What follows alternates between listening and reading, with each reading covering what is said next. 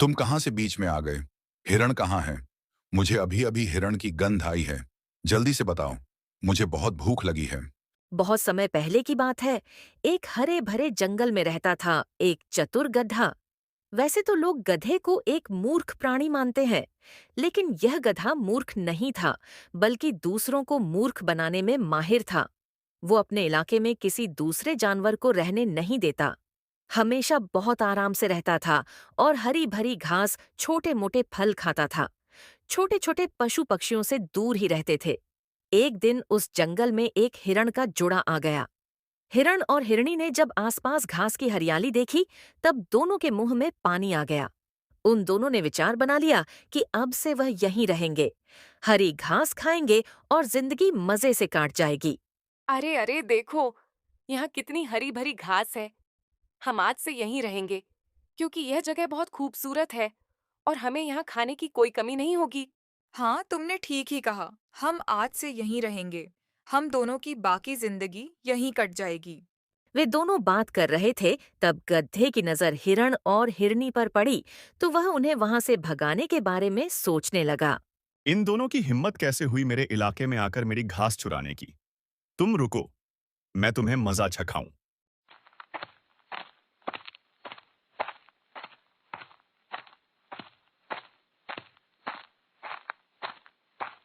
अरे तुम लोग भटक कर यहाँ कैसे आ गए?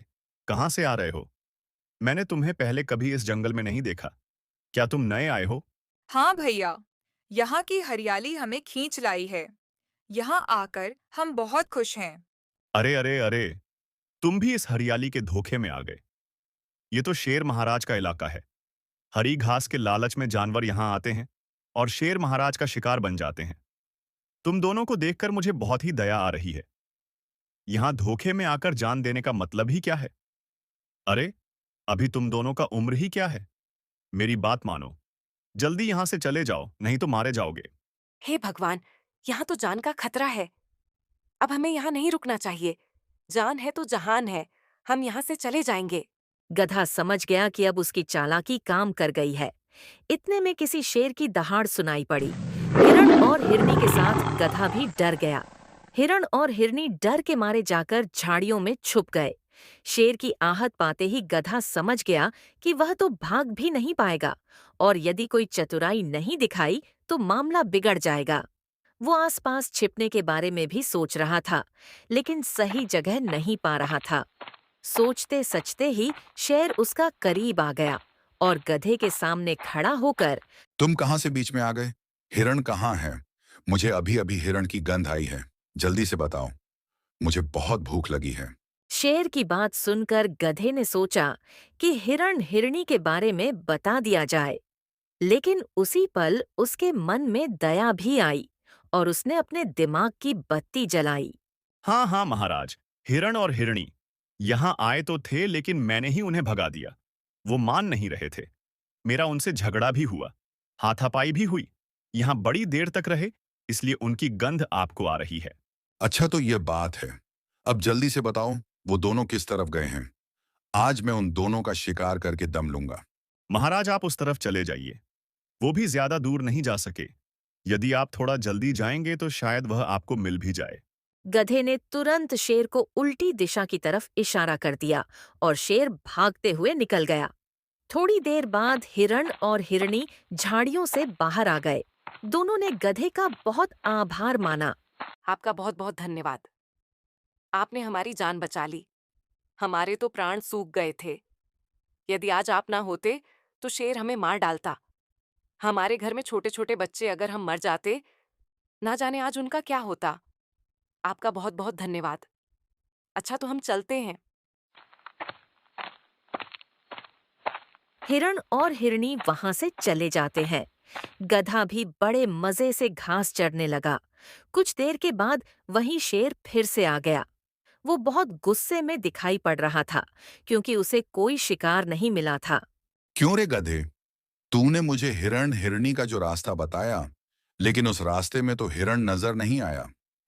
मैं भूखा प्यासा परेशान होकर लौट आया। तेरी हिम्मत कैसे हुई मुझे झूठ बोलने की? महाराज वो हिरण है एक जगह। कहाँ रुकते हैं? वह दूसरे ओर भाग गए होंगे। मुझे थोड़ा सोचने दीजिए। मैं आपको दूसरे हिरण का पता बताऊंगा।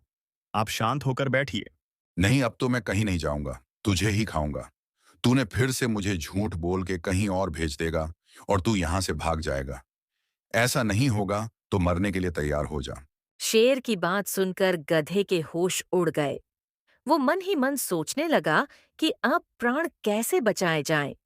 उसने झट से एक तरकीब निकाला और कहा, नहीं महाराज, मैं तैयार नहीं हूं महाराज। मेरे पैर में कांटा गड़ गया है। पैर को दर्द ने जकड़ दिया है। ऐसा लगता है बड़ा जहरीला कांटा है। दर्द भी ऐसा हो रहा है जैसे बिच्छू ने डंक मार दिया हो। तू बातें बना रहा है। शिकार लंगड़ा ही सही, मैं तो तुझे ही खाऊंगा। मुझ में कहीं और जाने की ताकत नहीं है। महाराज, मेरे पैर में जो कांटा गड़ा है वह बहुत बड़ा है।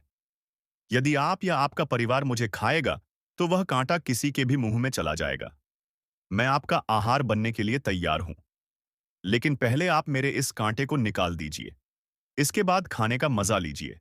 मैं तो आपके सामने हूं, कहीं नहीं जाऊंगा। जाना चाहकर भी नहीं जा पाऊंगा। कृपया करके कांटा निकाल दीजिए। शेर ने सोचा गधा है, लेकिन बात सही कह रहा है। इसका कांटा निकालने में समय ही कितना लगेगा। पहले कांटा निकालता हूँ, फिर इसे मारता हूँ। ऐसा तंदुरुस्त गधा फिर कहाँ मुझे मिलेगा। आज मेरे पूरे परिवार का पेट भर जाएगा। अच्छी बात है। सबसे पहले तेरा कांटा ही निकाल देता हूँ, फिर तुझे अपना खाना बना लेता हूँ। अगर कांटा रह गया तो सचमुच गड़बड़ हो जाएगी। महाराज, मेरे पीछे आइए। ध्यान से कांटा निकालिए। आपके तकदीर का दरवाजा खुल गया है। बड़ा अच्छा मौका मिल गया है। महाराज, आप मेरे पैर की ओर ध्यान से देखिए, तभी आपको कांटा नजर आएगा। क्या मतलब मेरी तकदीर का दरवाजा खुल जाएगा? क्या उल्टा सीधा बक रहा है तू? मेरा मतलब आपका दिन बहुत शानदार होने जा रहा है। थोड़ी ही देर में आप मुझे खाएंगे, आपको कितना मजा आएगा। इसीलिए कह रहा हूं महाराज।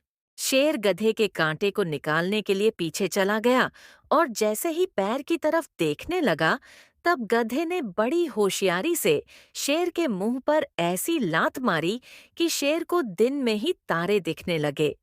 शेर खड़े होने की बहुत कोशिश की, लेकिन उठ नहीं पाया। शेर का जबड़ा पूरी तरह से टूट चुका था। इस तरह से गधे ने बड़ी चतुराई से शेर को मारकर अपनी जान बचा ली।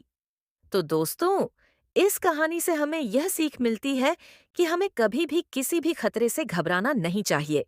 हमेशा अपनी बुद्धि का उपयोग करके खतरे का सामना करना चाहिए। तो देखा दोस्तों, हर बार गधा बेवकूफ नहीं होता। कभी कभी छात्र भी बुद्धि से हार जाता है। आप भी मेरी तरह बुद्धिमान बनिए। अगर वीडियो अच्छा लगा हो तो वीडियो को एक लाइक और चैनल को सब्सक्राइब करना ना भूलें।